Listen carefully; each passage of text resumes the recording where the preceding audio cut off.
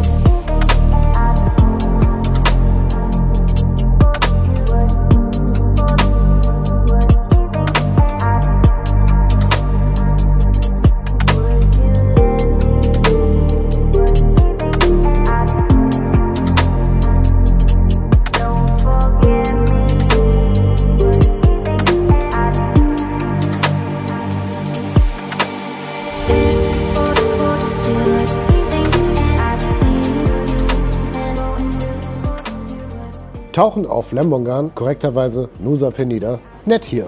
Aber waren Sie schon mal in... vergessen wir das. Schön, aber nichts, was ich nicht schon mal gesehen hätte. Gekommen war ich wegen der Mantas und gegebenenfalls der Molas.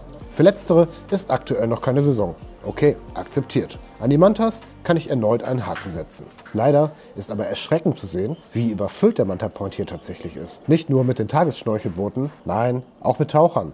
Teilweise völlig ohne irgendeine Awareness, geschweige denn Tarierfähigkeiten. Und vollgemüllt ist das hier.